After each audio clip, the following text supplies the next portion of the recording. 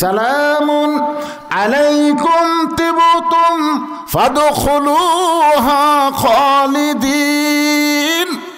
তোমরা যখন জান্নাতের মধ্যে প্রবেশ করবে ওই সময় আল্লাহ তোমাদেরকে সালাম দিয়া চিরস্থায়ীভাবে জান্নাতে থাকার বন্দোবস্ত করে দিবে। জোরে কান সুবহানাল্লাহ। নবী আমার দাঁড়িয়ে বললেন, আল্লাহ আমারে সালাম দিল, আমি আল্লাহর নবীর দোস্ত তো। ফেরেশতা জিবরাইল বলে, ইয়া রাসূলুল্লাহ, শুধু আল্লাহ আপনাকে সালাম দেয় নাই, আপনার ধর্মমন্ত্রী আবু বকরকেও আল্লাহ সালাম দিয়েছে। কি মন্ত্রী? কথা কয় না। তাহলে রাজনীতি আছে? আছে। ধর্মমন্ত্রী যদি আবু বকর হয়, নবী তাহলে রাষ্ট্রপতি। নবী তাহলে রাষ্ট্রপতি, ধর্মমন্ত্রী আবু বকর। আর কেউ কেউ বলে ইসলামের সাথে এক রাজনীতির নাকি সম্পর্ক নেই। পাগলা, রাজনীতির সম্পর্ক ইসলামের সাথে নাই। একটা ফকির ভিক্ষা করবার কাছে বাদশাহ শাহজাহানের রাজ দরবারে ভিক্ষা করবার যায়, বলতেছে বাদশাহ শাহজাহান কোথায়? বলে আমাদের বাদশাহ এখন ওই ঘরের মধ্যে ঢুকছে। ফকির ঘরের দরজার কাছে গিয়ে দেখে বাদশাহ শাহজাহান দুইখানা হাত আসমানের দিকে তুলে বলতেছে, ও বাদশার বাদশাহ, তোমার দরবারে আমি ফকির, তোমার দরবারে আমি ফকির। তাহলে আল্লাহ কি? বাদশাহ। জোরে কোন আল্লাহ কি? কেন বাদশাহ বলতে আপনাকে কি সমস্যা হচ্ছে? এখানে হাদী সাহেব নাই, আপনার হাদী সাহেব কেউ নাই। আপনার যে কাবা ঘর সামনে নিয়ে বললেন লাকাওয়াল মুলক লা শারিকা লাক, পড়েননি? ইন্নাল হামদা ওয়ান নি'মাতা লাকাওয়াল মুলক লা শারিকা লাক। হাদী সাহেব, আল্লাহর ঘর সামনে রেখে আপনি কি স্বীকার করলেন? আপনি বললেন রাজনীতির ভিতরে, রাজত্বের ভিতরে একমাত্র আল্লাহ ছাড়া অন্য কারু স্বীকার করি না। জোরে কোন কথা ঠিক কিনা? অন্য কাউকে স্বীকার করি না। তাহলে রাজা একমাত্র কে? বাদশাহ একমাত্র কে? তাবারাকাল্লাযী বিয়াদিহিল মুলক, গোটা পৃথিবীর রাজত্ব, কর্তৃত্ব, মালিকানা কার হাতে? তাহলে বাদশাহ শাহজাহান বাদশাহ না, বাদশাহ শাহজাহান চোখের পানি বের করে বলতেছে, আমি ফকির, আমি হলাম ফকির, তুমি হলো বাদশাহ। এই জন্য রাজার নীতি হলো রাজনীতি, আর ফকিরের নীতি হলো ফকরা নীতি।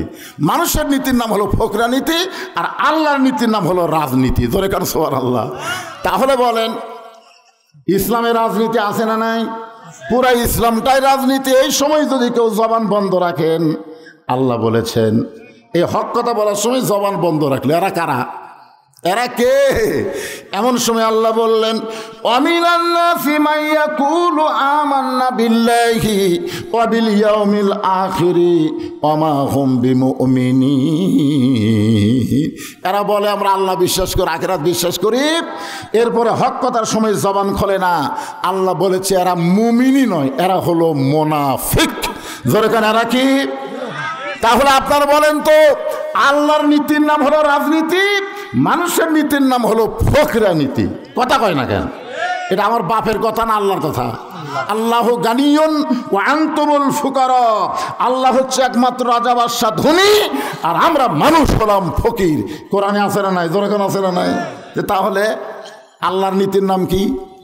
সবচাইতে বড় পথের নাম কি? সবচাইতে বড় হাঁসের নাম কি? সবচাইতে বড় বাড়ির নাম হলো রাজপ্রসাদ। তুমি বাড়ি রাজবাড়ি করবা, তুমি রাজপথ বলবা, তুমি রাজহাঁস বলবা, কিন্তু তুমি রাজনীতি বলবে না। ইয়ার কি মারো আল্লাহর সাথে, চাপা ফেটে ফেলে দিবে। জোরে কোন কথা ঠিক কিনা? এই জন্য একটু মনোযোগ দিয়ে শুনতে হবে। আমার আপনার ধর্মমন্ত্রী আবু বকরকে আল্লাহ সালাম দিয়েছে। নবী বললেন, জিবরাইল তুমি আমার কাছে যাওয়া আসা করো, আল্লাহ আমারে সালাম দিল, এই সালাম তুমি আমারে পৌঁছাই দিলে, কিন্তু আবু বকরকে আল্লাহ সালাম দিল, এই সালাম কে পৌঁছাবে? ফেরেশতা জিবরাইল বলতেছে, নবী ছাড়া অন্য কারো কাছে যাওয়ার সুযোগ আমাকে আল্লাহ দেয়নি। কি ছাড়া? কথা কয় না কেন? নবী ছাড়া অন্য কারো কাছে যাওয়ার সুযোগ জিবরাইলের নাই। তাহলে আমি যদি যাওয়ার সুযোগ পাইতাম, তাহলে আল্লাহর সালাম আবু বকরকে আমি পৌঁছাই দিতাম। কিন্তু আমার যখন সুযোগ নাই, তাহলে আপনাকেই যাওয়া লাগবে। নবীকে বলতেছে, তাহলে আপনার উপর দায়িত্ব হলো আবু বকরকে আল্লাহর সালাম পৌঁছায় দেওয়া। আল্লাহ রাসূল বলে, জিবরাইল কোন আমলের কারণে আল্লাহ আবু বকরকে সালাম দিল তুমি কি বলতে পারবা? তো জিবরাইল বলতেছে হুজুর আমি তো জানি না। রাসূল বলে আমিও তো জানি না রে। কোন আমলের কারণে আল্লাহ ধর্মমন্ত্রী আবু বকরকে সালাম দিলে এটা নবীও জানে না, জিবরাইলও জানে না, জানে কে? আরো জোরে। ফেরেশতা জিবরাইল বলে, ইয়া রাসূলুল্লাহ, তবে আপনি তদন্ত করলে জানতে পারবেন। আপনি যদি আপনার ধর্মমন্ত্রীকে একটু তদন্ত করেন, কোন আমলের কারণে আবু বকরকে আল্লাহ সালাম দিলে একটু তদন্ত করে দেখেন তো। দুনিয়ার সবাই যখন ঘুমায় গেছে, এমন সময় আল্লাহ নবী চুপি চুপি আবু বকরের ঘরের দরজার কাছে দাঁড়ানো মাত্রই ঘরের ভিতর থেকে ছোট বাচ্চার মতন ফোঁফানো কান্নার আওয়াজ আসতেছে। নবী কান ফলায় শোনে ঘরের ভিতর থেকে ছোট বাচ্চা যখন রাগ করে ফোঁফায়, ফোঁফানো কান্নার মতন আওয়াজ আসতেছে। আবু বকর কান্নার শব্দ শুনে নবী থমকে গিয়ে বলেন, আল্লাহ, যেই মানুষটা দুনিয়ার 1 নম্বর জান্নাতি। জোরে কার সুবহানাল্লাহ। আপনারা বলেন তো সবাই জান্নাতি, কিন্তু আবু বকরের নম্বর কত? 1 নম্বর। জোরে কান কয় নম্বর? 1 নম্বর। রাসূল 10 জনের নাম্বার বলার পরে আর নম্বর বলেন, নবী যখন চুপ করে আছে তখন আল্লাহ তাআলা বললেন, রাদিয়াল্লাহু আনহুম ওয়ারাদু আন যালিকা লিমান খাশিয়া রাব্বাহ। এইরকম নম্বর কয়া কি হবে? এই জন্যে আল্লাহ তাআলা আয়াত নাজিল করে বললেন, ওগো নবী, আপনার সাহাবীদের পিছনে যাদের পিছনে রাদিয়াল্লাহু তাআলা আনহু শব্দ আছে, আমি আল্লাহ তাদের সবাইকেই বিনা হিসাবে জান্নাত দিয়ে দিলাম। আপনারা সুবহানাল্লাহ বলেন। ফেরেশতা জিবরাইল এসে সালাম দিয়ে বলে, রাসূলুল্লাহ, আল্লাহ তাআলা আপনার উম্মতের মধ্যে ৭০,০০০ উম্মতকে বিনা হিসাবে জান্নাত দিবে। নবী সুবহানাল্লাহ কয়নি, আপনারা তো ভালোই মারতেছেন। তো জিবরাইল বলে, ইয়া রাসূলুল্লাহ, আল্লাহ খুশি হয়ে আপনার উম্মতের ৭০,০০০কে বিনা হিসেবে জান্নাত দিবে, আপনি সুবহানাল্লাহ কন না কেন? রাসূল বলে, আমার সাহাবী এখন আছে ১,০০,০০০। এখন ১,০০,০০০ সাহাবী আমার আছে, দুনিয়াতেই আছে। তাহলে ৭০,০০০ দিলে বাদ থাকে কত? আল্লাহ রাসূল বললেন, উমর, তুমি কি বলো? উমরকে আপনিও জাহামতে, নেতা যেমন কর্মীও তেমন। সুবহানাল্লাহ। আল্লাহ রাসূল বলে, জিবরাইল ফেরত যা। আল্লাহ ফেরত যা, আমিও মানে নিবার পারিনি, আমার কর্মী উমরও মানে নিবার পারিনি, যা। ফেরেশতা জিবরাইল কইয়া, আল্লাহ, আপনার নবীও খুশি না, তার উম্মতও খুশি না, কি দিলেন? আল্লাহ বলে, জিবরাইল, আমি তো লেখা ফেলা দিছি, কলম লেখা ফেলা দিছি, আর তো পরিবর্তন করার সুযোগ নাই। তবে নবীর কাছে গিয়া বলো, প্রত্যেক ৭০,০০০-এর এক একজন করে ৭০,০০০কে সঙ্গে নিয়ে বিনা হিসাবে জান্নাতে চলে যাবে। এখন ক্যালকুলেটারতে হিসাব করলে দেখা যায় যে আমাকেও আল্লাহ যাবার সুযোগ দিবার পারে। ধরে কোন কথা ঠিক কিনা? আসুক আসুক আসুক। প্রধান অতিথির আগমন, শুভেচ্ছায় স্বাগতম। লিল্লাহি তাকবীর, আল্লাহু আকবার। প্রধান অতিথিকে আমরা বরণ করে নিচ্ছি, সময় মতো ইনশাল্লাহ তাকে অবশ্যই মাইক দেওয়া হবে, ফ্লোর দেওয়া হবে, কোনো টেনশন। আপনার বসেন তো এই দরজা খাড়ায় থাকার জন্য, দরজা খাড়া হওয়ার জন্যে। আপনারা বলেন তো দরজা কি জন্য রাখে? খাড়া হওয়ার জন্য না ঢোকার জন্যে? তো এইভাবে পাশের মতন খাড়া থাকলে তো হবে না। ঢোকেন, বসেন। আর আপনাদের বলেছি জমে জমা বসা লাগবে, আপনাদের ইচ্ছাই। বিবেকের আদালতে আমি বিচার দিয়েছি, আপনার সামনে কোনো ফাঁকা না রেখে একটু জমে জমে সামনে চেপে চেপে বসেন। আলহামদুলিল্লাহ।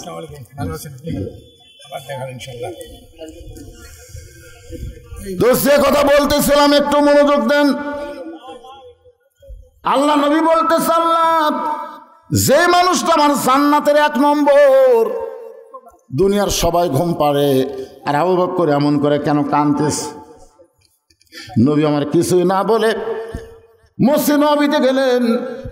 ফজরের নামাজের জামাত আদায় করার পরে আল্লাহ নবী সাহাবীর দিকে মুখ ঘুরে যখন বসলেন, তাকায় দেখে হযরত আবু বকরের 2টা চোখ রক্তের মতন লাল।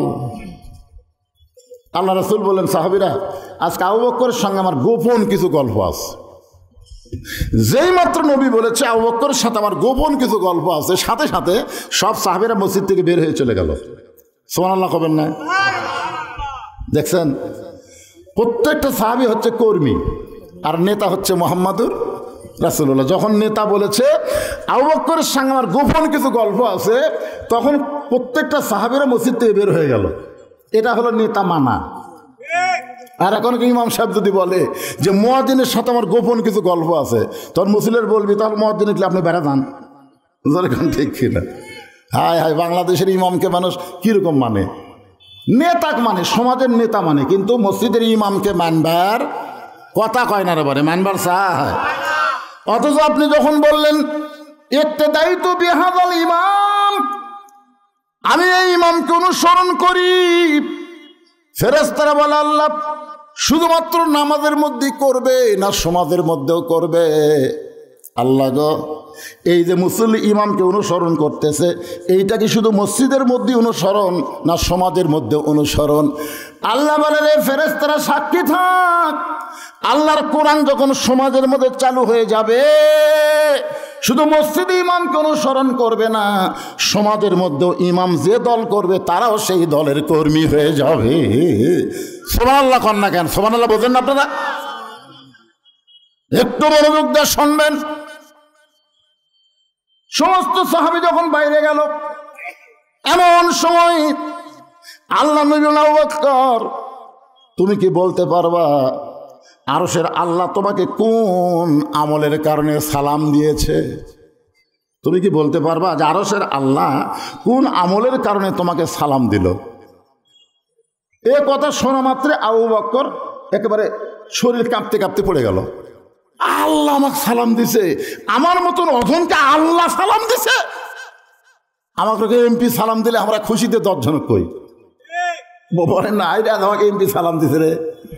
আমি এমপি ইলেকশনে যারা যাবে, চেয়ারম্যান ইলেকশনে যারা যাবে, তাদেরকে বলবো আপনার ভোটের আগে যেমন সালাম দেন, ভোটের পরে খালি একই সালাম ধরে থাকবেন, আপনার গম দেওয়া লাগবে না, টাকা দেওয়া লাগবে না, খালি সালাম দেওয়ার কারণে যতদিন বাঁচবেন ততদিন আপনাকে আল্লাহ নেতা বানাবে। জোরে কর কথা ঠিক কিনা?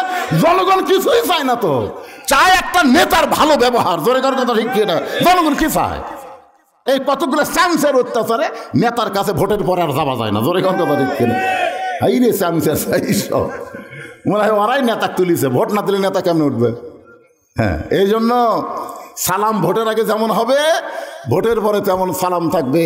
একটা মানুষের অন্তরকে জয় করতে গেলে সালামের চাইতে বড় উপহার আর কিছুই নাই। জোরে কার কথা ঠিক কিনা ভাইজান? আবু বকর কান্দে আর বলে, রাসূলুল্লাহ কোন আমলের কারণে আল্লাহ আমারে সালাম দিয়েছে আমি বলতে পারবো না। নবী বলে, জিবরাইলও জানি না, আমিও জানি না, তুমিও জানো না, কিন্তু তদন্ত করে আমি জানতে পারলাম সবাই যখন ঘুমাইয়াছিল তখন তুমি কেন এমন কান্না করলে? ও চুম করছে, ওরে বাবারে, ধরা পড়ছে। কি ধরা পড়ছে বুঝলেন? আল্লাহ রাসূল বললেন, সাহাবীরা, তোমাদের মধ্যে এমন কতগুলো সাহাবী আছে যারা গভীর রাত্রে চুরি করে। সাহাবীরা কয়, হুজুর চুরি করে গভীর রাত্রে? ওমর ফারুক আর বসে থাকতে পারল না, তাই বল হুজুর আইনমন্ত্রী। ধরে এখন কি মন্ত্রী? নবী যখন রাষ্ট্রপতি ছিল, ওমর ফারুক ছিল আইনমন্ত্রী।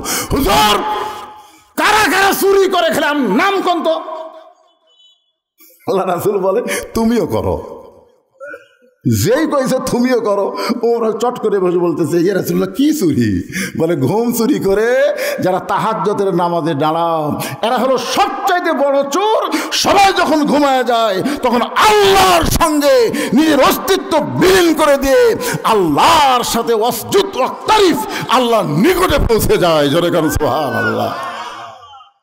এরকম চুরি করা ভালো না খারাপ? আবু বকর চুম করছে, ওরে বাবারে।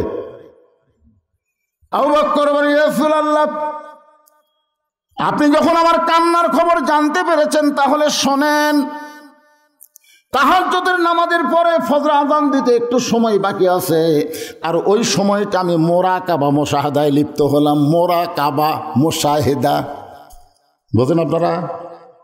আজকে বাংলাদেশে প্রত্যেকটা মানুষ চিন্তা পড়ে গেছে যে অনেক কিছুই তো বাংলাদেশে হচ্ছে। আজকে আবার দেখলাম যে খালি ভাঙ্গাচুরা সাফ করে দিচ্ছে।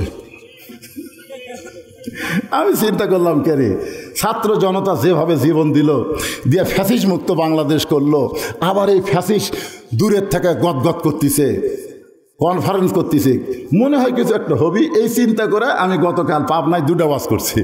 ওয়াজ শেষ করার পরে দিকে, ওরে বাবা 32 নম্বর 36 বানিয়ে দিচ্ছে। তোর এখন কথা মোরাকাবা করেন আপনারা? একটু চোখ বন্ধ করেন, ওরা চিন্তা করে দেখেন তো আমাদের ভবিষ্যৎ কি। ভবিষ্যৎ আল্লাহ আমাদের কেমন কি দিবে একটু মোরাকাবা মুশাহিদা করার দরকার আছে না নাই? দরকার আছে না নাই? একটু চোখ বন্ধ করেন, চোখ খুলে কি দেখবেন? চোখ খুলে দেখবেন কি? চোখ একটু বন্ধ করে দেখার চেষ্টা করেন। আল্লাহ রাসূল বলেছেন, ইত্তাকু ফিরাসাতাল মুমিনিনা ফাইন্নাহু ইয়ানজুরু বিনুরিল্লাহ। মুমিনদের দৃষ্টি নজরকে তোমরা ভয় করো। যারা প্রকৃত মুমিন হবে তারা তোমাদের মতন দেখে না, তারা যা দেখে আল্লাহর কোরআনের নূর দিয়া। সুবহানাল্লাহ কন্যা গান। এই কোরআন কি আলো না অন্ধকার? যখন আলো না অন্ধকার, তাহলে কোরআন শরীফ হাতে নিয়ে কোরআনের নূর দিয়ে চোখ বন্ধ করে একটু দেখেন ভাইজান, দেখেন, একটু দেখার চেষ্টা করেন।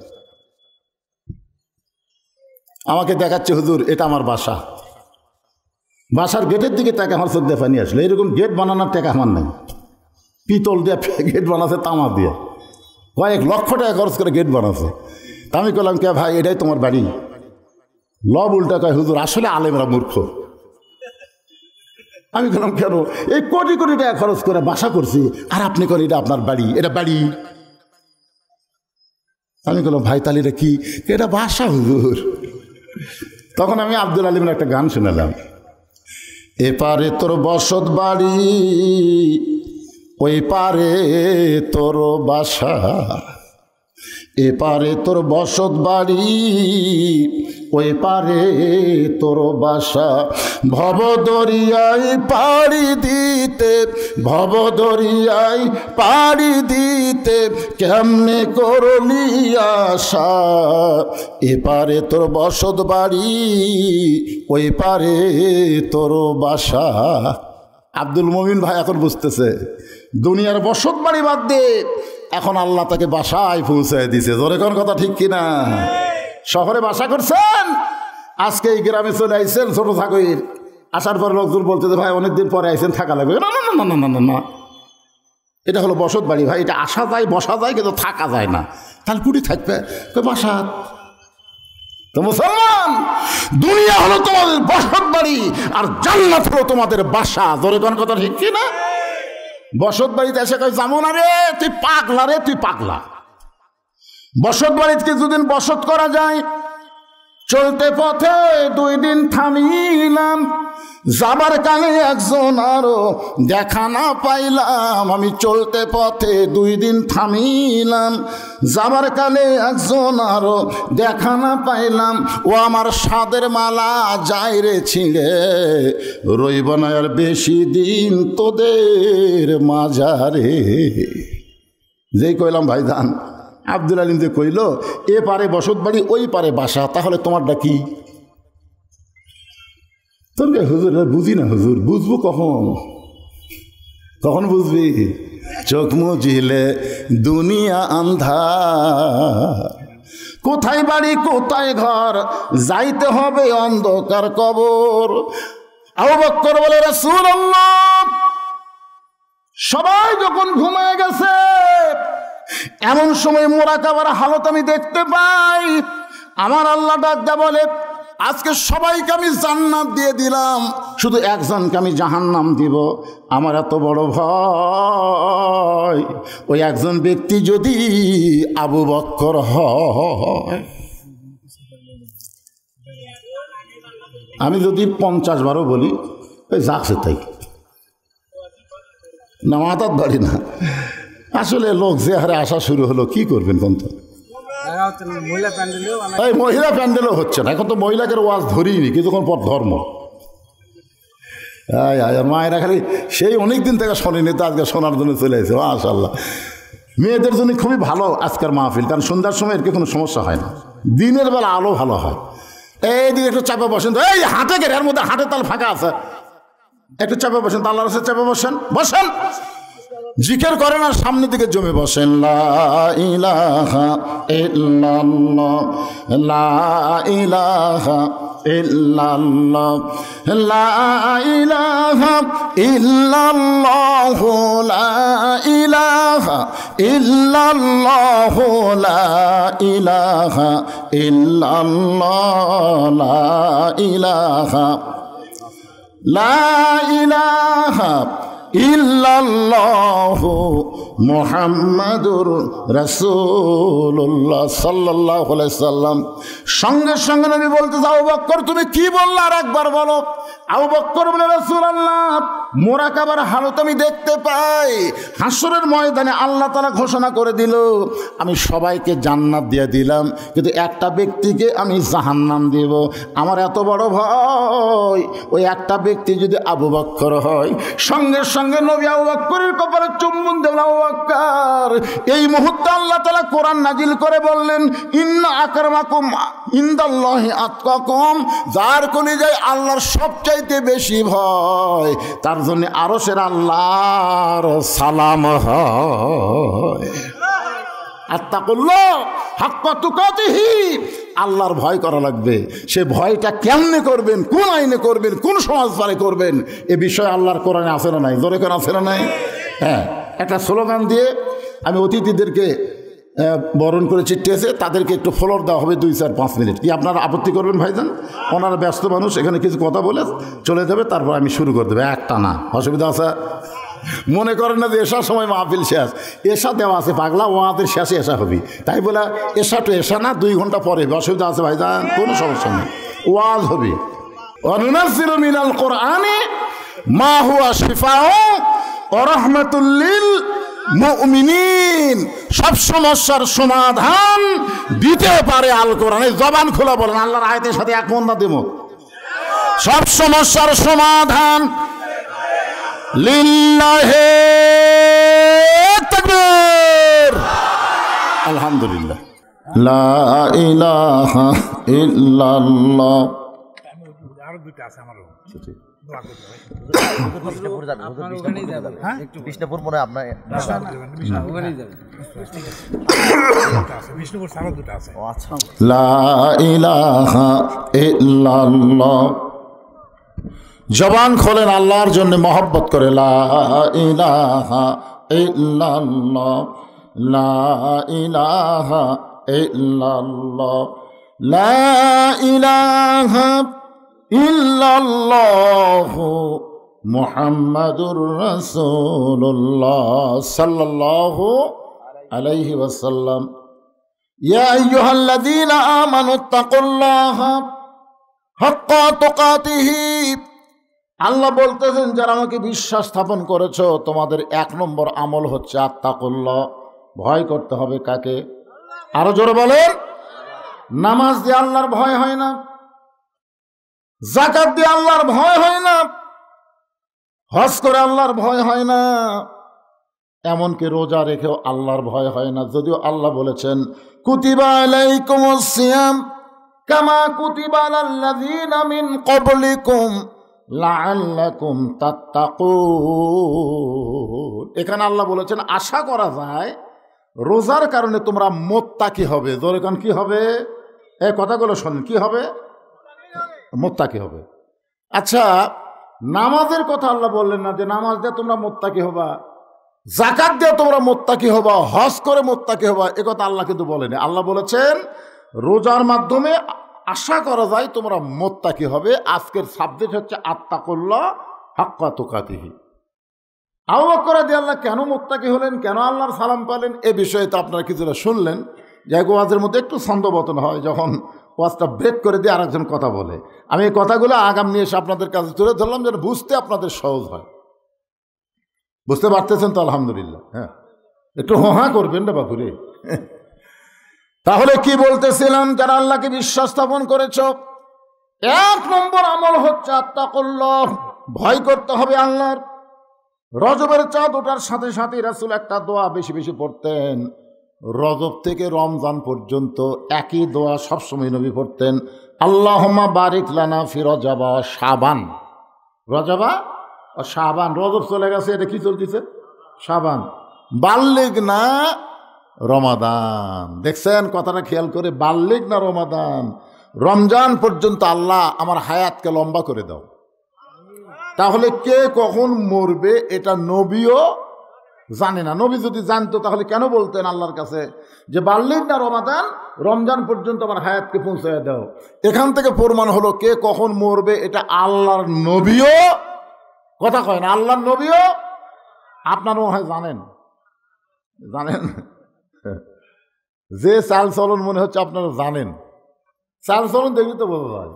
একটা মানুষ যদি এটা বিশ্বাস করে দুনিয়াতে এসেছি থাকার জন্য না যাওয়ার জন্য, যে কোনো মুহূর্তে আমাকে যাওয়া লাগবে, আল্লাহ বলেছেন যাও, কোনো সমস্যা নাই, লা তামুতুন্না ইল্লা ওয়া আনতুম মুসলিমুন। মুসলমান না হয়ে মৃত্যুবরণ করো না, মুসলমান হয়ে যদি যে কোনো সময় মৃত্যুবরণ করো, মরার সাথে সাথে আল্লাহ তোমাকে 8টা জান্নাতের দরজা খুলে দিবে। তো তাহলে যে কোনো সময় মুসলমান হয়ে মরতে আমাদের কোনো আপত্তি, কিন্তু মুসলমান হওয়া বাদ দিয়ে যদি অন্য কোনো অবস্থায় আমাদের মৃত্যু হয়, হতেও পারে যদি এইটা 2 গুণ না থাকে। একটা হচ্ছে আত্তাকুল্লাহ, আল্লাহর ভয়। 2 নম্বর হাক্কা তুকাতিহি, নিয়ম মতো ভয়। শুধু ভয় করলে হবে না, নিয়মের মধ্যে ভয় করা লাগবে। নামাজ ফরজ হয় কখন?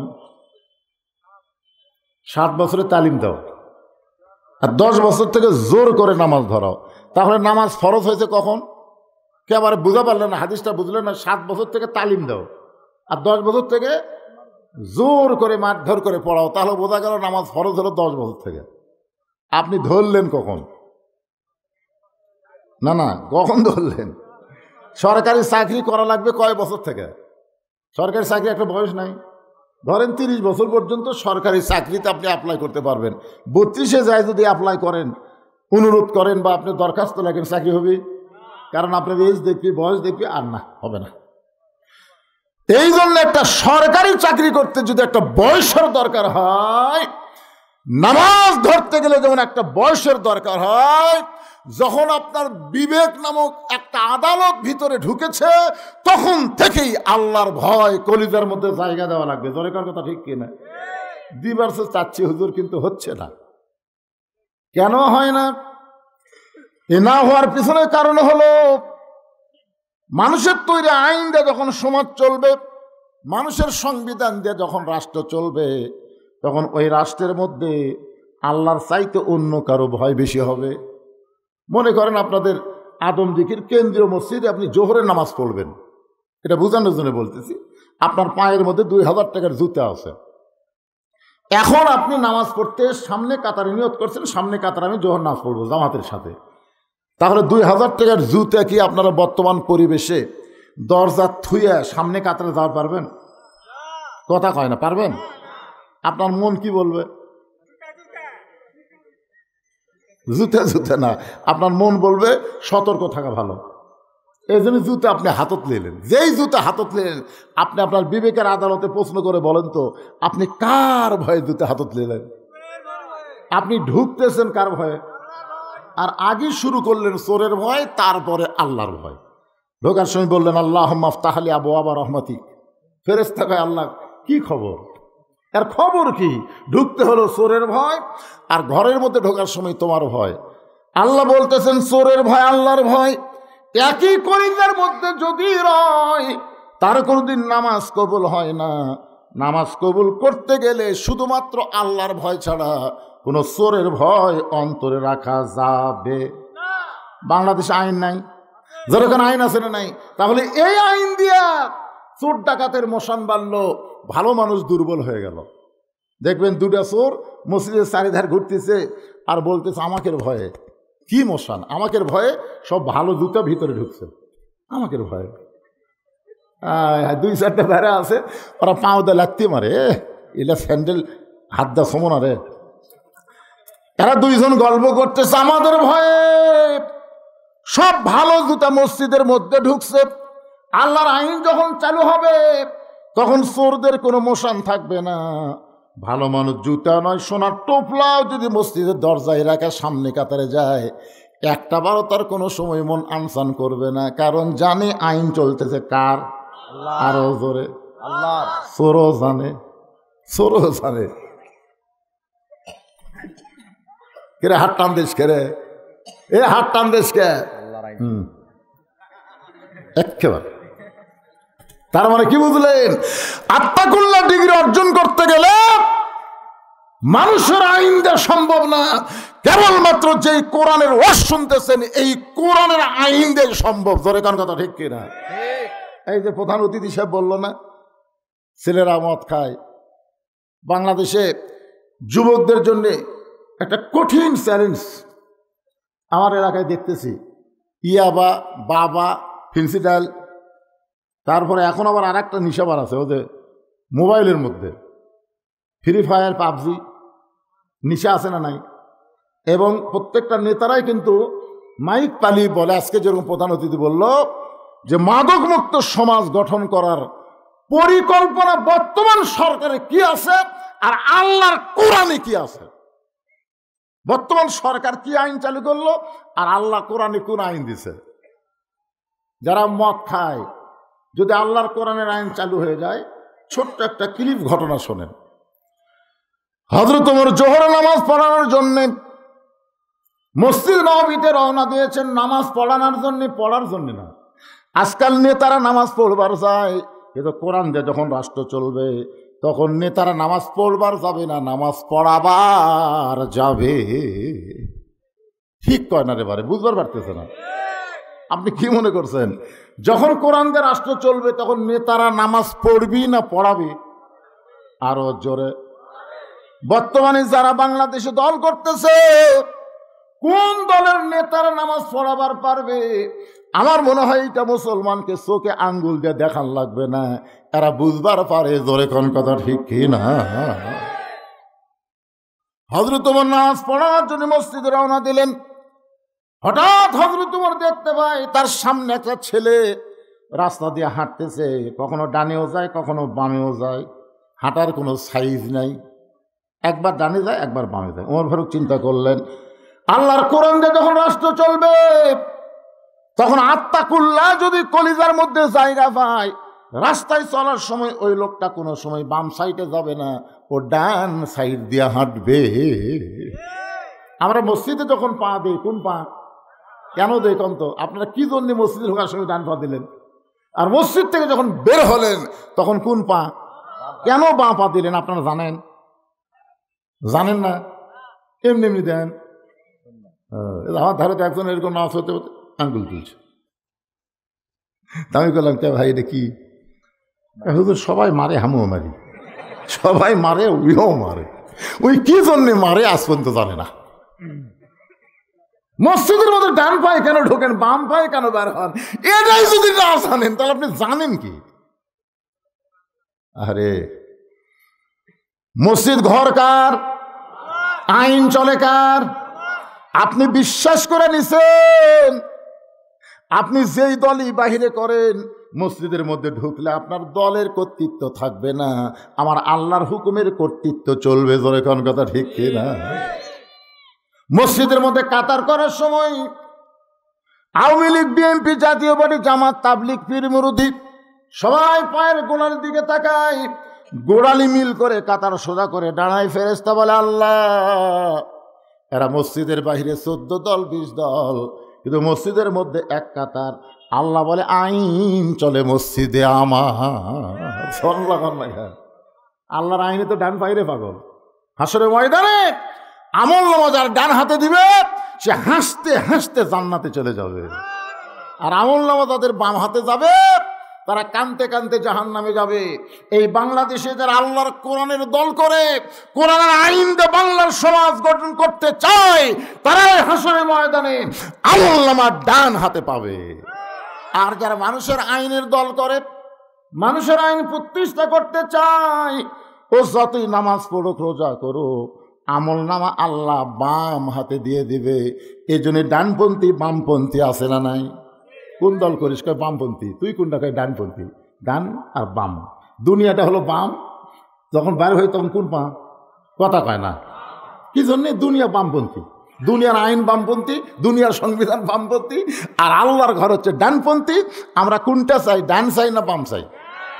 একটু জোরে বলেন, একটু মনোযোগ দিয়ে শুনতে হবে। ওমর ফারুক চমকে গেলেন, আল্লাহর কোরআন দিয়ে রাষ্ট্র চলে, আর এই ছেলেরা কখনো ডানে যায় কখনো বামেও যায়। ওমর ফারুক দ্রুত গতিতে ছেলেটার সামনে গিয়া সালাম দিলেন, আসসালামু আলাইকুম। রে সালাম দিবার যায় দেখে আমারই বেটা, তাই বলে কি বেটাকে সালাম দেওয়া যাবে না? ধর এখানে যাবে কি যাবে না? আসসালামু আলাইকুম, আলাইকুম ইয়া আব্দুল্লাহ। রে আল্লাহর বান্দা, তোমার প্রতি আল্লাহর রহমত বর্ষিত হোক। অবশ্য হাদিসের মধ্যে আছে আসসালামু আলাইকুম ইয়া ইবনি, রে আমার পুত্র, তোমার উপর আল্লাহ রহমত বর্ষিত হোক। বেটা বাপকে সালাম দিবেন, বাবা ছেলেকে সালাম দেবেন। যদি ছেলে বেয়াদব হয় আপনি তাকে আদব শিখাবেন, কারণ আপনার ছেলে মানুষ বলে মুখের ছেলে বড় বেয়াদব রে, এই জন্য বাড়ির থেকে সালামের চর্চাটা শিখাবেন। ছেলে যদি না দেয় বাপ দিবেন। আপনি খালি একদিন আপনার ছেলেকে সালাম দেন, আর কোনো দিনে দেওয়া লাগবে না, ও শরম পায় বারবার আপনাকেই দিবে। ধরে কোন কথা ঠিক কে না? ওমর ফারুক সালাম দিন, আসসালামু আলাইকুম ইয়া ইবনি। সঙ্গে সঙ্গে ছেলে বলতেছে ওয়ালাইকুম আসসালাম, আপনি কে ভাই? সালাম শুনে উত্তর দিছে ওয়ালাইকুম আসসালাম, আপনি কে ভাই? ওমর ফারুক চমকে উঠল, কে রে? বেটা হয়ে বাবক ভাই করলো, তাই তো খালি ডানত যাই বামত যাই, ভিতরে কিছু মাল ঢুকছে রে। ওমর ফারুক নাকটা ছেলের মুখের কাছে দেয়, ছেলের মুখের ভিতর থেকে মদের গন্ধ আসতেছে। ওমর ফারুক চারিদিকে তাকায় দেখে কেউ নাই, চারিদিকে ভাবে তাকায় দেখে কেউ নাই, খালি ওমর ফারুক আর ছেলে। ওমর জানে আল্লাহর আইন, কেউ যদি মদ পান করে মাতাল হয়, বাপকে যদি ভাই বলে তাকে 80টা ব্যাত মারা লাগবে। কয় ব্যাত? ওমর ফারুক দেখতেছে 80টা ব্যাত। কেউ যখন নাই, আমার বেটা খান বাড়িতে যাবো, আচ্ছা তাহলে তৌবা করাবো, তৌবা করে কব জীবনে তার মুখ দিস না। এই চিন্তা করতে করতেই বিবেক বলতে আত্মাকুল্লাহ, আল্লাহর ভয় যদি কলিজার মধ্যে থাকে তাহলে চারিদিকে না তাকায়া তুমি উপর দিকে তাকাও, কেউ না দেখলেও তোমার আল্লাহ দেখেছে। মানুষের আইন যতদিন চলবে ততদিন আমরা কোন দিকে তাকাবো? মানুষের আইন হলো চারিদিকে, আর আল্লাহর আইন হলো উপর দিকে। কেউ না দেখলেও আল্লাহ দেখতেছে। এখন কথা ঠিক কিনা? কেউ দেখেনি, বাড়ি গিয়ে তওবা করাবা, এরকম আইন তো কোরআনে নাই। মাতাল হলে 80টা বেত মারা লাগবে। সঙ্গে সঙ্গে হযরত ওমর এক টানে মাথার পাগড়ি খুলছে। 7 হাত একটা পাগড়ি এক টানে খুলেছে। পাগড়ি সবসময় মাথায় রাখলে হবে না, প্রয়োজনে অন্য কাজও ব্যবহার করা লাগবে। এই যে হাসিনার বিরুদ্ধে কতগুলো ছাত্র নাম ছিল, মাথার পাগড়ি মাথার বেঁধে। জোরে কোন কথা ঠিক কিনা? মেয়ে মানুষ যখন ঝগড়া করে, আমি দেখছি গ্রামে ছোটবেলায়, মেয়ে মানুষ ঝগড়া করলে ওই শাড়ির মাথার উপর থেকে টান দিয়ে মজাত একটা পেঁধ।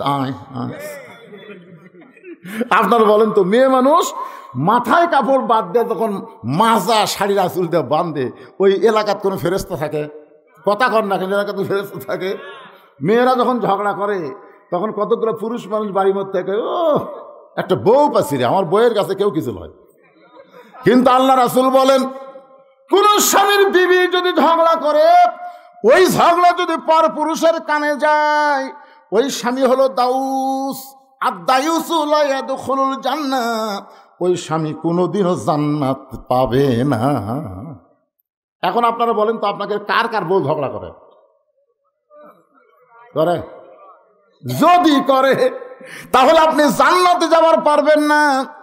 যদি জান্নাতে যাবার চান তাহলে বউয়ের সামনে বসে আপনাকে রাখালি করে বলতে হবে, তোর গলার শব্দ পরপুরুষের কানে যেন না যায়। যদি ঝগড়া করিস কোনোদিন, তোকে তালাক দিয়ে নতুন আর একটা বিয়ে করব। এটা কিন্তু শাশুড়ির জন্য আপনি বলতে পারেন। আমার মায়েরা যারা পর্দার অন্তরে, একটু শোনেন, শুধুমাত্র মাথা ঢাকার নাম পর্দা না। জোরে কথা বললেও পরপুরুষ শুনলে পর্দার খিলাফ হয়ে যায়। এ কারণে আল্লাহ কোরআনে বললেন, কোরআনে আল্লাহর আইন হলো অকরনা ফি বুয়ুতিকুন্না ওয়ালা তাবাররাজনা তাবাররুজাল জাহিলিয়াতিল উলা। আল্লাহু আকবার। পাগড়ি মাথার থেকে খুলে, ছেলেটার নাম হলো আবু শামা। ধরে বলেন নাম কি? আবু শামার 2 হাত হ্যান্ডকাপ পরাই দিছে। মাথার পাগড়ি খুলে পাগড়ির একটা অংশ দিয়ে 2 হাত মরমা দিয়ে বাঁধছে।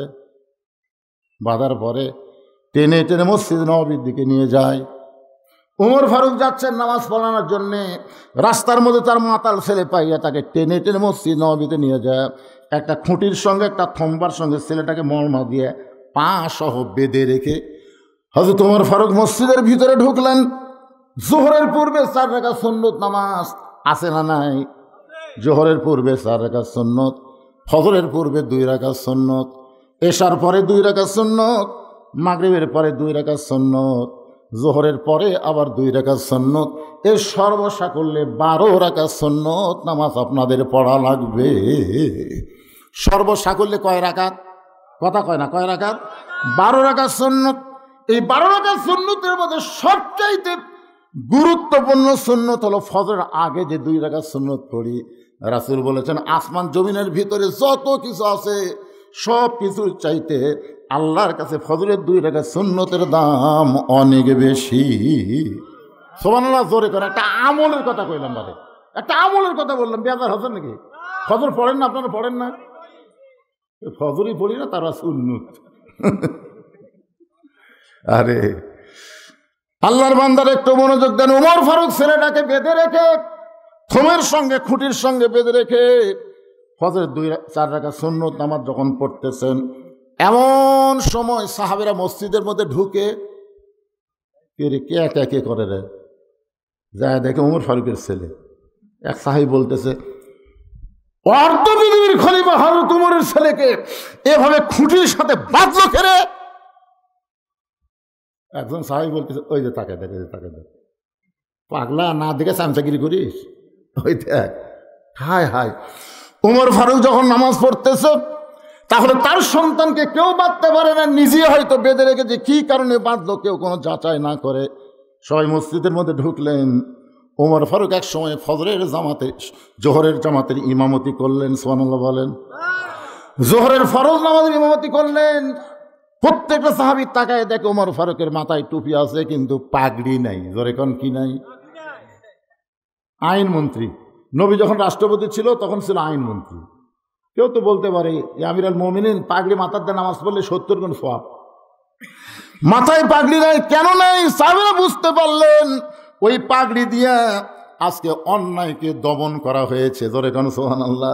কারণ নিজের ছেলেকে নিজে যখন বেঁধে রাখছে নিশ্চয়ই কোনো অন্যায় কাজ করছে।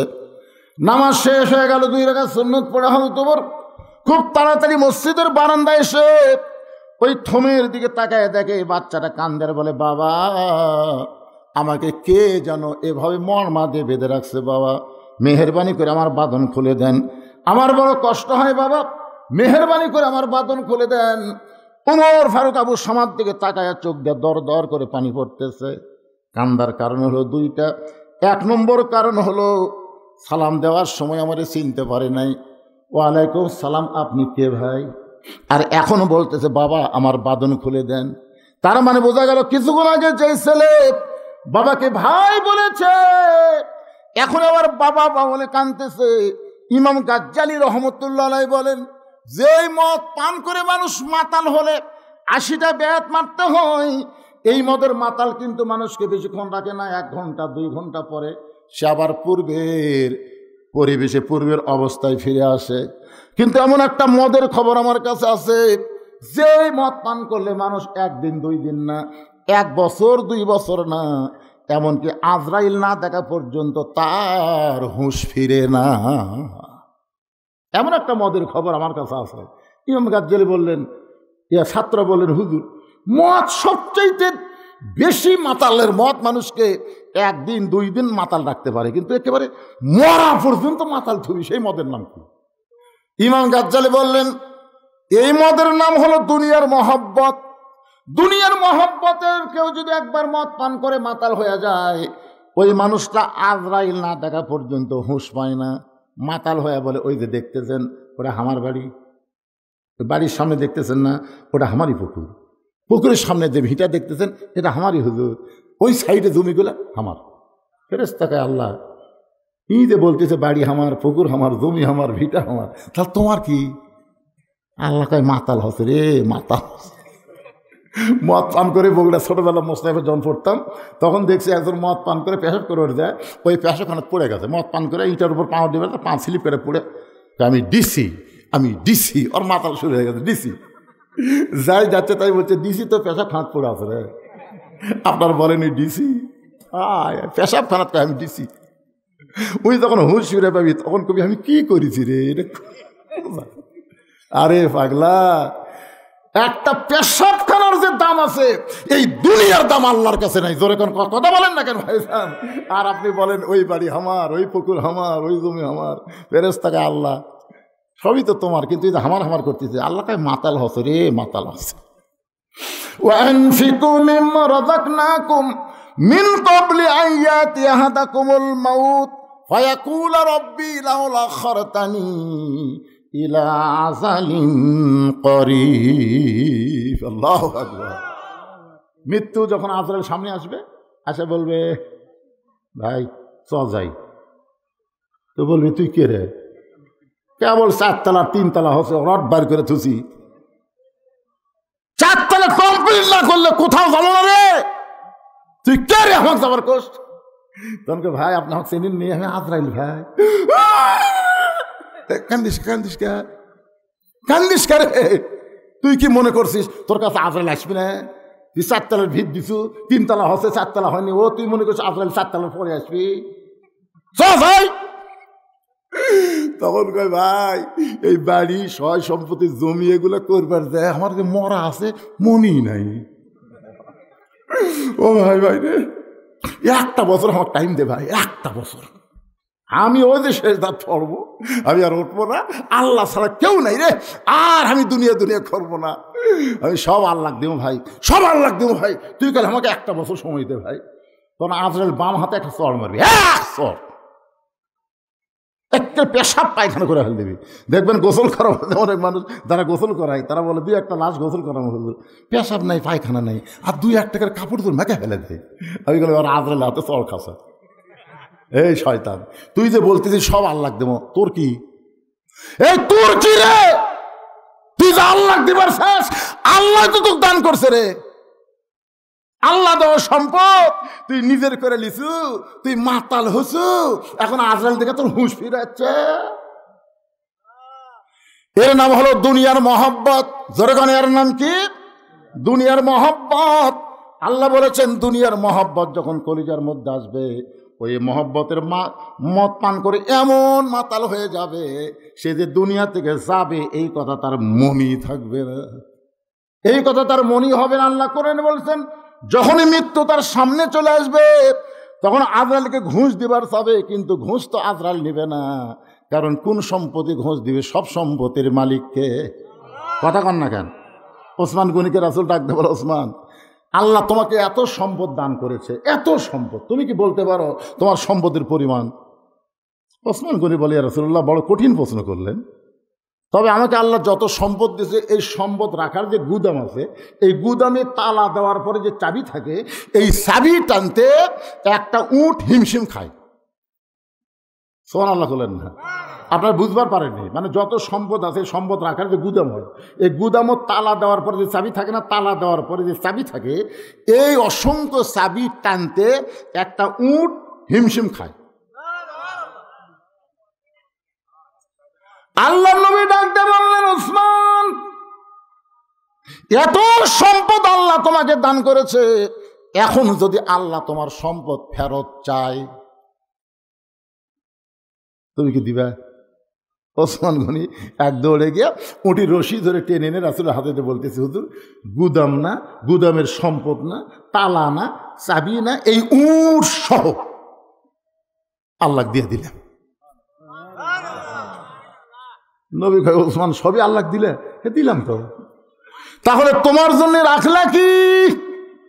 ওসমান গনি বলে, ইয়া রাসূলুল্লাহ আমার ডান পাশে হলো লা ইলাহা ইল্লাল্লাহ, আর বাম পাশে মুহাম্মদ রাসূলুল্লাহ, আল্লাহ ছাড়া আমার আর কিছু দরকার না। সঙ্গে সঙ্গে নবী বলেন, আল্লাহ চাহিদা মাত্র ওসমান তার বাহককে সব দিয়ে দিছে। ওসমান নিজের জন্য আল্লাহ নবী ছাড়ার কিছুই রাখেন নাই। আল্লাহ গো, ওসমান পরীক্ষার রেজাল্ট কি হলো? আল্লাহ বলেন, হাবিব আমার গানি ডিগ্রি, আল্লাহু গানিয়ুন ওয়া আনতুমুল ফুকারা, আমি আল্লাহ যে ধনী গানি, আমার গানি ডিগ্রিটা আমি আবার ওসমানকে দিয়া দিলাম। লিল্লাহি তাকবীর। এই ওসমান গনির ওয়াজকে আপনাদের বিশ্বাস হলো? এটা কি বিশ্বাস হলো? কথা কয় না, বিশ্বাস হলো? কাদের বিশ্বাস হচ্ছে একটা হাত তুলে দেখান তো দেখি। যারা বিশ্বাস করছেন, বিশ্বাসে মিলাই বস্তু তর্কে বহুদূর, মাশাআল্লাহ হাত নামান। তাহলে 5 মিনিটের মধ্যে এই যে মাদ্রাসা, আমি ওয়াজ আরো 1 ঘন্টা করবো, অসুবিধা নাই, কিন্তু আমাকে বলতে হুজুর একটু মিডল পয়েন্টে আপনি একটু জনগণকে বলবেন তারা যেন এই মক্তব মাদ্রাসা ইত্যাদি মাদ্রাসার জন্য কিছু দান করেন। যদি বিশ্বাস হয় পকেটে হাত দেন যে হুজুর আমার জীবনের শেষ দান মনে করে আমি আল্লাহর রাস্তায় দিয়ে দিলাম, আল্লাহ দিয়ে দিলাম, আর আল্লাহ রাসূল থাকলেই তো যথেষ্ট। এগুলো দুনিয়ার তো কিছু দরকার নেই, এগুলো সবই তো আমাকে ছাড়া লাগবে। ধরে কোন কথা ঠিক কিনা? হাসিনা এখানে 35 নম্বর বাড়ি ছাড়িয়ে ভারত চলে গেছে, তাও বাড়ি পুড়ে ছারখার করে দিচ্ছে। ধরে কোন কথা ঠিক কিনা? দুনিয়াতেই যদি দুনিয়ার মানুষ এমন করে তাহলে দুনিয়া ছাড়া গেলে আপনার খবর কি হবে ভাইজান? হ্যাঁ আচ্ছা দেখ সবগুলো দিবে। হ্যাঁ হায় রে, একটা মানুষ কোনোদিন আরস হয় না, আরস হচ্ছে আল্লাহর থাকার জায়গা। জোরে কোন কথা ঠিক কথা বলেন। এই নাম পরিবর্তন করবেন, বয়স কি বেশি হয়ে গেছে? মুরব্বী, তাহলে মসজিদে করা লাগে, করার উপায় নেই, উপায় নেই, সম্পদ আছে, উপায় নেই। আচ্ছা ঠিক আছে। হ্যাঁ তার দোষ নাই, যারা রাখছে তার দোষ হয়ে যাবে। তবে তিনি যখন আজকে জানবার পেলেন, নাম রাখবেন গোলাম রব্বানী, নাম রাখবেন আব্দুর রহমান, নাম রাখবেন আব্দুল্লাহ, নাম রাখবেন। এগুলা নাম আল্লাহর অত্যন্ত পছন্দ। একটু জিকির করেন লা ইলাহা ইল্লাল্লাহ। ব্যাগগুলো নিয়ে সব টেজের জমা দিও বাবা। আর মেয়েদের মধ্যে যে ব্যাগ আদায় হয়েছে তোমাকে বিশ্বস্ত লোক গেছে কিনা আগে খোঁজ করে দেখো, অন্যকেও তুলে নিয়ে যেন আউট না হয়। ওমর ফারুক ছেলেটার দিকে তাকায় চোখের বাড়ি করে বের করে কাঁদতেছে 2 কারণে। জোরে কোন কয় কারণে? 1 নম্বর কারণ হলো মাতাল হওয়ার কারণে সে আমাকে সালাম দেওয়ার পরে কি বলছে, ওয়ালাইকুম আসসালাম, আপনি কে ভাই? আর 2 নম্বর কারণ হলো সন্তান যখন বাবা বাবা বলে ডাকে, ওই ডাকটা বাবার কলিজার মধ্যে মহব্বত যোগায়। আপনাকে বাবা করে ডাকলে ভালো লাগে না? এজরখন ডাকলে ভালো লাগে না? তো ছেলে আজকে প্রায় 1 মাস হলে বাবার সামনে দেওয়া যায়, বাবা বলে কথা কয় না। এরকম ছেলে আছে না নাই? এজরখন আছে না নাই? অনেক ছেলে আগে এত ভালো ছিল, বাবা বাবা মা মা বলে মুখের মধ্যে ফ্যানটা তুলতো। এখন সেই ছেলেটা বাবার সামনে সালামও দেয় না, কথাও কয় না, মার দিকে একবারও তাকায় না। আপনি বলেন তো আপনার এই ভালো ছেলেটা এত খারাপ হওয়ার পিছনে কারণ কি? খারাপ হওয়ার পিছনে হলো আপনার বেটার বউ। জোরে কোন কার বউ? কথা কয় না কেন? বেটার বউ বোঝেন না? আয় হায়, এত অভিনয় জানে বুঝলেন? আপনি আইসে কেবল শুইছেন ফ্যান দিয়ে, বউ দৌড়ে এসে ফ্যান অফ করে তাল মাখাতে বাতাস করে। স্বামী কয় কে গো, কারেন্ট গেল নাকি? না, অফ করে দিলাম। অফ করে দিলাম। ওই ফ্যান যদি আপনাকে বাতাস দেয় তাহলে আমি জান্নাতে কেমনে যাই? আল্লাহ রাসূল বলেছেন স্বামীর খেদমত করলে বউকে আল্লাহ জান্নাত দেয়। তাহলে আপনার খেদমত কেমনি করবো? এজন্য ফ্যান বন্ধ করে বাতাস শুরু করলো। আয় আয় রে, স্বামী কয় আল্লাহ, এটা বউ কে রে ফ্যান বন্ধ করে তাল মাখার বাতাস করে। এর কিছুক্ষণ পরে এরকম কপালে চুল টানতেছে, ভুরু টানতেছে, মজাই লাগতেছে। স্বামী কাল চোখ বন্ধ করে ওই গাল টানে, কপাল টানে, পায়ের বুড়া আঙ্গুল ফুটায় দেয়। এক তো খেদমত। তুমি আমার স্বামী, তোমার পায়ের তলে আমার জান্নাত। নাউজুবিল্লাহ খান। স্বামীর পায়ের তলে জান্নাত না, শুধু একজনের পায়ের তলে জান্নাত, সেটা হলো মা। জোরে কোন সেটাকে? মায়ের পায়ের তলে জান্নাত। কিন্তু আল্লাহ রাসূল বলেছেন আল্লাহর পরে কাউকে যদি সেজদা দেওয়ার হুকুম থাকতো তাহলে প্রত্যেকটা নারীকে বলা হতো তোমার স্বামীর পায়ে সেজদা করো। কিন্তু আল্লাহ ছাড়া কাউকে সেজদা করার হুকুম নাই। এই কথা দ্বারা রাসূল বুঝাইলেন মেয়ে মানুষের কাছে আল্লাহর পরই সবচাইতে দামি হলো তার স্বামী। জোরে কোন কথা ঠিক কিনা? কিছুক্ষণ পরে বউ কাঁদতেছে, পাকা হাঁকায় আর কান্দে, করে কান্দে কান্দে। স্বামী কয় কে গো, কি হলো? পাকা হাঁকাচ্ছে, কপাল টিপতেছে, কান্দো কেন? বলবো না, বলবো না, এমনি বাবার জন্য দোয়া আছে। 1000 টাকা দান করেছে আব্দুল খালেক, 5টা কোরআন শরীফ বাবদ। আল্লাহ দানকে কবুল করে বাবার কবরকে জান্নাতের টুকরা বানায় দেন। জোরে কান আমিন। আচ্ছা ঠিক আছে, মেঝে চলতেছে, দেরি করে। তো এখন স্বামী বলতেছে কি ব্যাপার, কান্দো কেন? বউ কয় বলবো না, বলবো না। এই কয়ের পাকা হাঁকাই আর স্বামীর কপাল টিপতেছে। স্বামী কয় কে গো, তোমার কি দুঃখ, তুমি কান্দো কেন, বলো। বউ কয় না বলে লাভ কি, স্বামীকে বলে লাভ কি, মানে বলে দেখো তো লাভ হবে না মানে। বউ বলতেছে তুমি যদি বলবার সুযোগ দাও তাহলে বলতে পারি। স্বামীকে ঠিক আছে বলার সুযোগ দিলাম। বলতেছে কি আর হবে কও, তুমি যখন চাকরি করবার গেছো, তুমি যখন ব্যবসা করবার যাও, তুমি যখন খেতে খামারে কাজকাম করবার যাও, তখন তোমার এই বুড়া বাপ আর বুড়ি মা আমার কলজা জেলে ফেলা দিছে। এই বুড়ার বুড়ি এতই ফ্যাস করে এই বাপ মায়ের বিরুদ্ধে ওয়াজ করতেছে আর পাকা খাচ্ছে।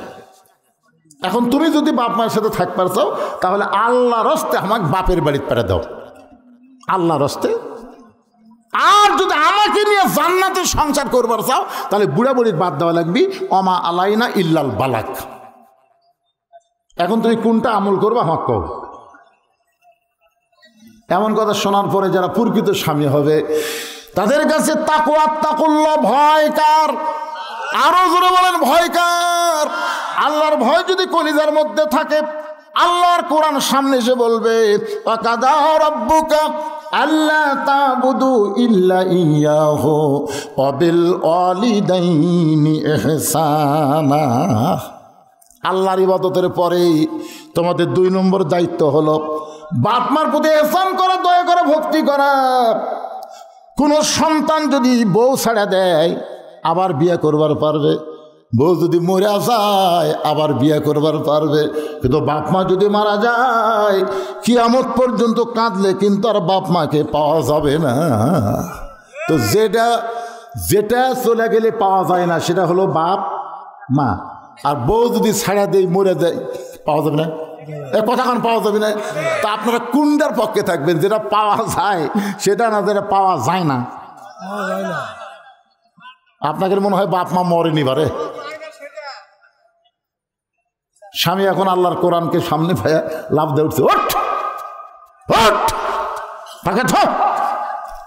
বউ কয় তুমি কি হলো, গরম হলে কে? গরম হওয়ার কারণ হলো তুই কি ব্যাগ তোর টোপলা সব গোছাচ্ছ নাকি? তুই বউকে কথা কেন বলতেছেন? বলে ব্যাগটা সব গুছালে তো 3 তালাকের গাড়িতে করে বাপের বাড়িতে পেরে দেবো। 3 চাকার গাড়ি লয়, 3 তালাকের গাড়ি। কেরে পাগলি, তুই মরে গেলে তোকে ছেড়ে দিলে বড় হব নাই, আর যে বাপের বিরুদ্ধে বললি মারা গেলে কিয়ামত পর্যন্ত কাঁদলে আমি পাবো না। দরকার হলো তোকে ছেড়ে দেবো, কিন্তু বাপ মার বিরুদ্ধচারণ করব না।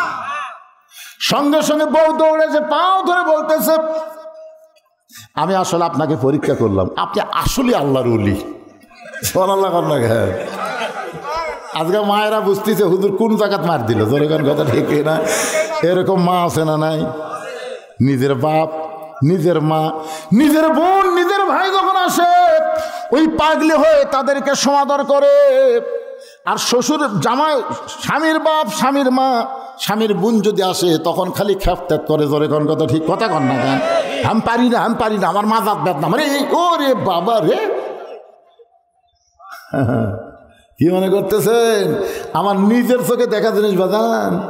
শ্বশুর সোমবারে আসবে, আমার বউ কয় আমার বাপ দেশি মুরগি ভালোবাসে, ইলিশ মাছ ভালোবাসে, পক্তা মাছ ভালোবাসে, ট্যাংরা মাছ ভালো। ঠিক আছে রে, আর কোয়া লাগবে না, সব যখন এনে দিলাম।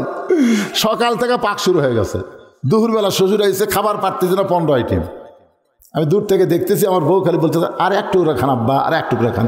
শ্বশুর কয় এই জন্যই তাই চাই না, এত খাওয়া যায়? আমি দূর থেকে দেখে আর মনে মনে হাসি, আল্লাহ মেয়ে তার বাবাকে কত ভালোবাসে। কারণ আমাকেও আল্লাহ 3টা মেয়ে দিছে, মেয়েরা কিন্তু মায়ের চাইতে বাবাকে বেশি ভালোবাসে, ধরে কোন ঠিক না? আর আপনি সেই মেয়েকে ফাঁকি দিয়ে বেটাকে সব সম্পত্তি দিলেন। কিন্তু কয়েকদিন পর আমার বাবার সামনে এক থালি বিস্কুট দিছে। আমি দূর থেকে দেখতেছি বাবা বিস্কুট খায় আর খালি মুখের মধ্যে লোক দেয়। কে রে? বিস্কুট খায় মুখের মধ্যে লোক দেয়। কাছে এসে সালাম দেয়, আসসালাম আব্বা কেমন? তুই কি ভালো বিস্কুট জীবনে পাস না কেন? যতবার আসি তোর বাড়িতে তোর বউ এক থালি বিস্কুট দেয়, আমার দাঁতের সাথে খালি লাগে যায়। তখন আমি একটা বিস্কুট দিয়ে মুখ দিয়ে দেখি ভাই বিস্কুট ড্যাম হয়ে গেছে আজ থেকে 1 মাস আগে। যে বিস্কুট পিঁপড়া খায় না, আজকাল পোকা ধরে না, সেই বিস্কুট আর বাপক দিয়েছে। তাহলে ওর বাপের সামনে 15 আইটেমের তরকারি, আর আমার বাপের সামনে ড্যাম বিস্কুট। তার মানে এমন সময় আল্লাহর কোরআন আমাকে বলতেছে আল্লাযী খালাকাল মাউতা ওয়াল হায়াতা লিয়াবলুয়াকুম আইয়ুকুম আহসানু আমালা। মওলানা, আজকে তোর তাকওয়ার পরীক্ষা হবে। আজকে আত্তাকুল্লাহ আমি আল্লাহ দেখতে চাই তুই কি সত্যি আল্লাহরে ভয় করিস।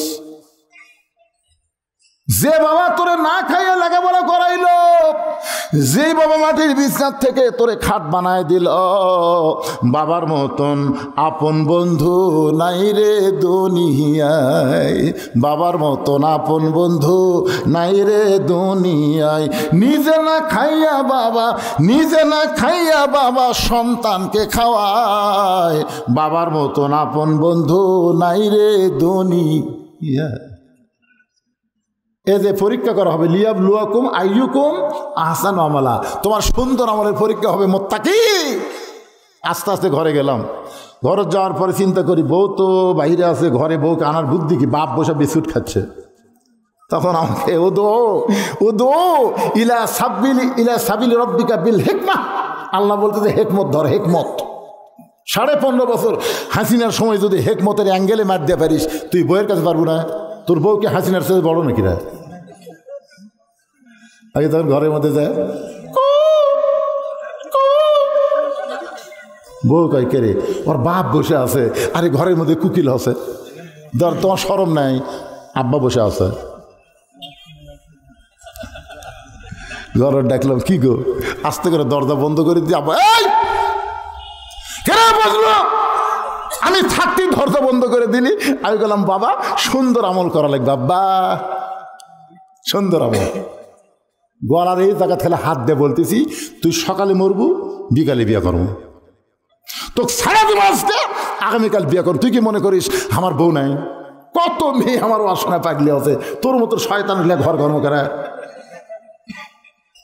তুই আমার বাপকে ড্যাম বিস্কুট দিয়ে তোর বাপের সামনে 15 প্রকার তরকারি না খাওয়ার সাথে জোর করে খাওয়াস, আর বাপের সামনে কি দিস? 1 মাসের দাম বিস্কুট। সঙ্গে সঙ্গে বউ আর পাও ধরে বলতে, স্বামী গো আজ থেকে ঘরের মধ্যে তওবা করলাম, তোমার বাপ আমার বাপ একই বাপ, তোমার বাপ আমার বাপ একই বাপ। আমি আর কিছু কইলাম না।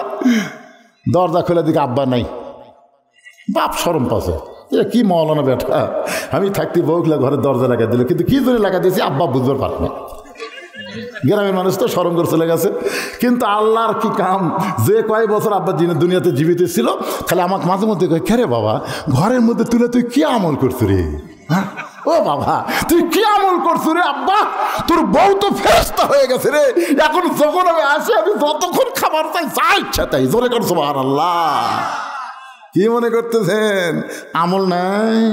জাগা মতো মার দেওয়া লাগবে, জাগা মতো।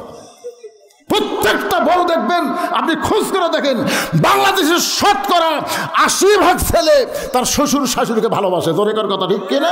20% বেটার বউ শ্বশুর শাশুড়িকে ভালোবাসে না, 20%। খোঁজলে দেখেন এই মেয়েরা এত খারাপ। তাই বলে আপনাকে ঝাঁকরের কথা বলতেছি না, ঝাঁকরের উন্নয়ন কথা বলতেছি। আল্লাহর বান্দার একটু মনোযোগ দিয়ে শুনবেন। ওমর ফারুক ডাক দিলেন সাল্লাত। হাজার হাজার সাহাবীর সামনে ওমর ফারুক ডাক দিলেন জাল্লাত। জাল্লাত এসে বলতেছে, আমির আল মুমিনিন আমারে ডাকলেন কেন? ওমর ফারুক বলে, জাল্লাত আমার আবু শামা মদ পান করেছে, মদ পান করার কারণে আল্লাহর আইন হলো তাকে 80টা বেত্রাঘাত করা লাগবে। জাল্লাত রে এই চামড়ার চাবুক দিলাম, এই চাবুক দিয়ে আমার আবু শামাকে 80টা বেত মারবি। আল্লাহর আইন কয়টা বেত? জোরে বলেন কয়টা? ওমর ফারুক চেয়ারে বসে বললেন, জল্লাদ হতে চাবুক দিয়ে বললেন মার শুরু করো। এবার জল্লাদ মারতেছে, ওমর ফারুক গুনতেছে 1 2। সঙ্গে সঙ্গে ওমর ফারুক দাঁড়িয়ে বললেন, চাবুক দে, চাবুক দে। কেরে তোরে চাবুক মারার হুকুম দিলাম, তুই 80টা বেত মারবি। তুই সত্যি করে বলতো কার খেয়ালে আমার ছেলেকে বেত মারতেছিস, আল্লাহর খেয়ালে না আমার খেয়ালে? জল্লাদ বলতেছে, আপনি সামনে বসে আছেন, আপনার ছেলেকে মারতেছি, এটা আল্লাহর খেয়াল আসে? আপনার সামনে আপনার ছেলেকে আমি মারতেছি, আপনার খেয়ালই মারতেছি, কারণ আমি আপনার ছেলেকে আঘাত করব, ওই আঘাত লাগবে আপনার কলিজায়। কারণ প্রত্যেকটা বাবার সামনে তার সন্তানকে মারলে আঘাত সন্তানকে লাগে না, আঘাত বাবার কলিজাত লাগে। জোরে কোন কথা ঠিক কিনা? এই জন্য আল্লাহর খেয়াল আসতে পারে নাই। আপনার খেয়ালে দুইটা বাড়ি মারছি। ওমর ফারুক কান্দার বলে জল্লাদ, আল্লাহর আইন প্রয়োগ করতে গেলে মানুষের খেয়াল করে যদি আমল করো ওইটা কোনো দিন আল্লাহর দরবারে কবুল হবে না। যে আল্লাহর আইন সে আল্লাহর খেয়ালই চাবুক মারতে হবে। আত্তাকুল্লাহ হাক্কা তুকাতিহি কারে কয় রে বাংলার মুসলমান, কারে কয়? ওমর ফারুক চাবুক নিয়ে মার শুরু করলেন। মারতে মারতে যেই মাত্র 30টা চাবুক মারছে, ওমর ফারুক তাকায় দেখে তার সন্তান বেহুশ হয়ে পড়ে গেছে। এই 30টা চাবুকের মধ্যে আবু শামা বহুবার বলেছে, বাবা আর জীবনে মদ খাবো না বাবা, আমাকে মাফ করে দাও বাবা, আমাকে মারতেছেন, আপনার কি কষ্ট হয় না? ওমর ফারুক একটাবার সন্তানের দিকে খেয়াল করে নাই, আমার আল্লাহর খেয়ালে 30টা চাবুক মারছে। সন্তানকে খেয়াল করলে আত্তাকুল্লাহ ডিগ্রি অর্জন করা যাবে না, শুধুমাত্র আল্লাহর ভয় করে মারতেছে, দুনিয়ার কারো দিকে খেয়াল নাই। আবু শামার মা দূর থেকে কান্দার বলে, স্বামী গো আমার সন্তান তওবা করবে, আমার সন্তান আর কোনদিন মদ পান করবে না। একটাবার আমার সন্তানকে ছাইড়া দেন। নিজের বইয়ের দিকে খেয়াল নাই, নিজের সন্তানের দিকে খেয়াল নাই। 30টা চাবুক মারার পরে যখন ওমর ফারুক বুঝতে পারে সন্তানের জবান থেকে কান্নার কোনো শব্দ আসতেছে না, তাকায় দেখে বেহুশ হয়ে আছে। আর বেহুশ অবস্থায় মারলে তো হবে না, হুঁশ অবস্থায় মারা লাগবে। ওমর ফারুক বলে, 1 গিলাস ঠান্ডা পানি নিয়ে আসো। একজন সাহাবী দৌড়ে গিয়ে 1 গিলাস ঠান্ডা পানি এনে ওমর ফারুকের হাতে দিলেন। ওমর ফারুক গিলাসের পানি সবাই মনে করতে সন্তানকে পান করাবে, কিন্তু ওমর ফারুক নিজে চেয়ারে বসে ওই পানিটা পান করলেন আর বললেন, দুর্বল হয়ে দৌড়া মারলে দৌড়ার হক আদায় হবে না। আমি 30টা চাবুক মারতে মারতে দুর্বল হয়ে গেছি, এই কারণে পানি পান করে আবার সবল হয়ে গেলাম। সামান্য পানি গিলাসের তলায় ছিল, ওই পানিটা হাতের তালুর মধ্যে নিয়ে আবু শামার দিকে ভাবে সেটাই দিলেন। আবু শামা যখন হুঁশটা ফিরে পাইছে, ওমর ফারুক আবার চাবুক মারা শুরু করলেন। যেই 50 চাবুক মারছে, সমস্ত সাহাবীরা চিল্লায় বলে, আমির আল মুমিনিন আর মারবেন না, আর মারবেন না, আবু শামা মারা গেছে। ওমর ফারুক চাবিটা চাবুকটা মাটিতে রাইখা আস্তে করে হাঁটু গেড়ে বসে আবু শামার কপালে চুমা দিলেন। নিজের সন্তানের কপালে চুমা দেবেন। আবু শামা রে, তুই হয়তো মনে করছিস আমি নিষ্ঠুর বাবা, আমার কোনো দয়া নাই, কিন্তু আবু শামা রে, আমি যদি তোকে বাড়িতে নিয়ে যাইতাম, তোকে যদি আজকে মদের এই যে বিরুদ্ধে আল্লাহ যে আইন করেছে আইন যদি প্রয়োগ না করতাম, তুই হয়তো দুনিয়াতে 2-4 দিন বেঁচে থাকতি, কিন্তু মদ পান করার অপরাধে তোকে আল্লাহ জাহান্নাম দিত। আমি তোকে এত ভালোবাসি বাজান, দুনিয়াতেই অপরাধের আইন প্রয়োগ করে দুনিয়া থেকে যাওয়ার পরে আল্লাহ যেন তোরে জান্নাত দিয়ে দেয়। সুবহানাল্লাহ। ওমর ফারুক বললেন, রে সাহাবীরা, আমার আবু শামার জন্য তোমরা কবর খনন করো। আমার আবু শামাকে আমি নিজেই গোসল করায় দিব, আমার সন্তানকে আমি নিজেই কাফনের কাপড় পরায় দিব, আমার সন্তানের জানাজার নামাজ আমি নিজেই করব, আমার সন্তানকে আমি নিজের হাতে কবরের মধ্যে নামায় দিব। তাহলে কাজ হলো 5টা। জোরে বলেন কয়টা? 1 নম্বর কাজ হলো কবর খোঁড়ো। রে সাহাবীরা, আবু শামার জন্য কবর খোঁড়ো। এখানে বলতে পারবেন না রে বেনামাজিরা, আবু শামার জন্য কবর খোঁড়ো। একটা মুসলমান মারা গেলে তার কবর কোনো বেনামাজি খোঁড়া জায়েজ? জোরে কন, আরো জোরে। আপনার বলেন তো বেনামাজি মানে কি? তা আপনি মরে গেলে আপনার এলাকায় হিন্দুকে বলবেন যে, ভাই হিন্দুরা, এ নরেশ, ফগেন, গগেন, তোরা কোথায় রে, আমার কবরটা খুঁড়ে দে রে। কি কি লা সালাতা লা ঈমানা, যার নামাজ নাই তার কোনো ঈমান নাই। জোরে কথা কন না কেন ভাই রে? লা সালাতা লা দীনা, যার নামাজ নাই তার কোনো ধর্মই নাই। একটা মুসলমান মারা গেল আর ওরা 5 জন যায় বলতে যে, ভাই আমরা কবর খুঁড়ি, কিন্তু 5 প্যাকেট সিগারেট লাগবে। হায় হায়, 5 জন 5 প্যাকেট সিগারেট দিয়েছে। ওরা কোদাল কান্দ দিলে বাড়ির থেকে সিগারেট টানা শুরু করছে, বাড়ির থেকে গরস্থানে যায় 5 জন খালি টানতেছে, আর একজন খালি বলতেছে, এই দাগ, এ দাগ দে, দাগ দে, যাই দাগ দেয় উঁয়ো টানে, যাই কোদাল মারে উঁয়ো টানে, যাই মাটি তুলতেছে উঁয়ো টানে, যাই সমান করে উঁয়ো টানে। 5টা যদি একবারে টান মারে, গোরস্থানের খবর কি কন্ত? একটা ফেরেস্তা গোরস্থান নেই, সব রাস্তাত খাড়া আছে। আল্লাহকে কেন ফেরেস্তা রাস্তাত কেন? যে হারে টানতেছে আল্লাহ, দুর্গন্ধে যাবার পারতেছি না। এমনকি জানেন এই কবর খুঁড়তে খুঁড়তে যারা বিড়ি খায়, সিগারেট খায়, ওরা নাই কিন্তু ওর লুঙ্গি আছে, ওর পাঞ্জাবি আছে, আপনি খালি লাকত ধরবেন, বুঝে ধরবেন, পারবেন না ভাই, বুঝে পারবেন না, বুঝে কিন্তু পারবেন যে কে রে, এটা তো বিড়ি খোরের সাথে। তাহলে 5টা বিড়ি খোর 5 প্যাকেট সিগারেট খেতে কবর খুললো, গোটা কবরের কাঁচা মাটি, সিগারেট গন্ধ। কবর দিয়া যখন চলে গেছে বুঝলেন, তখন মুনকির নাকিরা সব চুল ধরে তুলি তখন কয় কে ভাই, কে রে আপনি? মুনকির নাকির রে, তো মুনকির নাকির প্রশ্ন করবেন আমাকে এভাবে তুলে ধমক, এই শয়তান প্রশ্ন পরে, আগে তুই বল কবর খুললো কে? তোর কবর ঘুরি থেকে গোটা কবর খালি বিড়ি বিড়ি গন্ধায়। আপনার বলেন তো ফেরেস্তার দুর্গন্ধ সহ্য করবার পারে? কথা কন না কেন ভাইরে? তাহলে কোন বেনামাজি বিড়িখোর আপনার কবর খুঁড়তে দেওয়া যাবে না? তো ভালোই গেলেন, খুঁড়বি কে? আপনার কবর আপনি খুঁড়বেন? মাশাআল্লাহ। আল্লাহর বান্দার একটু মনোযোগ দিয়ে শুনবেন। আপনাদের গ্রামের সামনে কাতারে যারা নামাজ পড়ে তাদেরকে কবর খননের জন্য অনুরোধ করবেন। যদি অনুরোধ না মানে তাদেরকে হাদিয়া দিয়ে কবর খনন করে নেবেন। কিন্তু খবরদার বেনামাজি বিড়িখোর এদেরকে দিয়ে কবর খনন করলে আপনি কবরে যাওয়ার পর থেকে আযাব শুরু হয়ে যাবে। কারণ ফেরেশতারা দুর্গন্ধে রাগ করবে না খুশি হবে? কথা কন না কেন? রাগ করবে না খুশি হবে? আল্লাহ আযাব দেওয়ার জন্য ফেরেশতা পাঠাবে।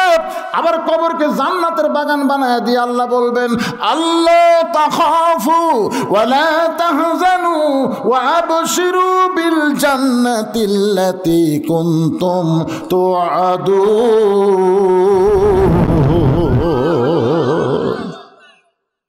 সাহাবেরা কবর খুললেন, ওমর ফারুক আবু শামাকে গোসল করায় দিলেন।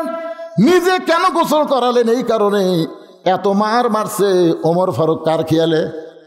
কথা কন না কেন? কার খেয়ালে? এই জন্যে কেউ যদি আবু শামাকে গোসল করাবার যায় তাহলে গায়ের চামড়া কাটা রক্ত টক্ত থেকে হয়তো আবল তাবল বলতে পারে। এই কারণে ওমর ফারুক নিজের সন্তানকে গোসল করায় দিয়া, নিজে কাফনের কাপড় পরায় দিয়া নিজেই জানাজার ইমামতি করলে। ওই বাবা সবচাইতে বড় ভাগ্যবান যার সন্তান বাবার জানাজা পড়ায়। আবার ওই সন্তান সবচাইতে বড় ভাগ্যবান যার বাবা সন্তানের জানাজা পড়ায়। যেমন রফিক সাইদি দুনিয়া থেকে বিদায় নিলে, আল্লামা সাইদি তখন জেলখানার মধ্যে ছিল। জেলখানা থেকে প্যারোলে মুক্তি পাইয়া রফিক সাইদির জানাজার নামাজ যখন পড়ালো, আমি ওই জানাজায় আল্লাহর রহমতে উপস্থিত ছিলাম। আমি নিজের চোখে দেখছি বাবা তার সন্তানের জানাজা পড়ানোর সময় কেমন কান্দে,